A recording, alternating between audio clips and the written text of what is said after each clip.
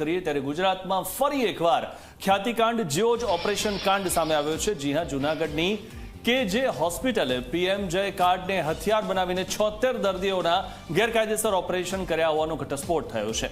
આરોગ્ય વિભાગની કોઈ પણ જાતની મંજૂરી વગર 76 દર્દીઓના ગેરકાયદેસર ઓપરેશન કરી નાખવામાં આવ્યા। અમદાવાદની ખ્યાતિ હોસ્પિટલે દર્દીઓના કારણ વગર ઓપરેશન કર્યા હતા। એ જ મોડસ ઓપરેન્ડીને હથિયાર બનાવીને જૂનાગઢની કેજે હોસ્પિટલે 76 દર્દીઓના ગેરકાયદે ઓપરેશન કરવાનું કૌભાંડ ખુલ્લું પડ્યું છે। આટલો મોટો કાંડ ખુલ્લો પડ્યો હોવા છતાં આરોગ્ય વિભાગે માત્ર 12.5 લાખ રૂપિયાનો દંડ કરીને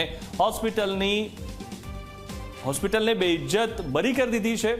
અને આરોગ્ય વિભાગે જણાવ્યું કે જો જૂનાગઢની કેજે હોસ્પિટલ ફરીથી આવી ભૂલ કરશે તો હોસ્પિટલને સસ્પેન્ડ કરવામાં આવશે।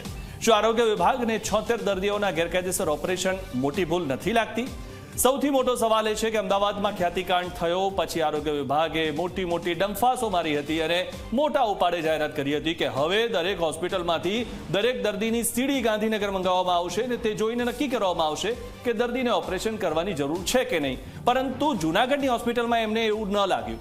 જો રાજ્યના આરોગ્ય વિભાગે આવી ચકાસણી અમલમાં મૂકી હતી તો પછી આ કોની રહેમ નજર હેઠળ જૂનાગઢમાં 76 દર્દીઓના ખોટા ઓપરેશન થઈ ગયા અને એ પણ આયુષ્માન યોજના હેઠળ?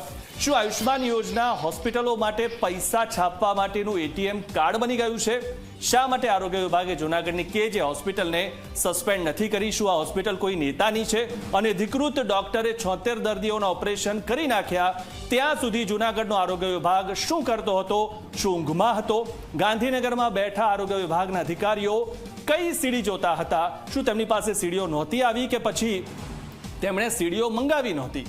ઓપરેશન કરવાના હોય એવા દર્દીઓની સીડી જોવાનું કામ અધિકારીઓનું છે તો આ 76 દર્દીઓની સીડી અને જરૂરી રિપોર્ટ કોણે જોયા અને કઈ રીતે એક જ હોસ્પિટલમાં 76 દર્દીઓની સર્જરી કોઈ પણ જાતની મંજૂરી વગર કરી દેવામાં આવી?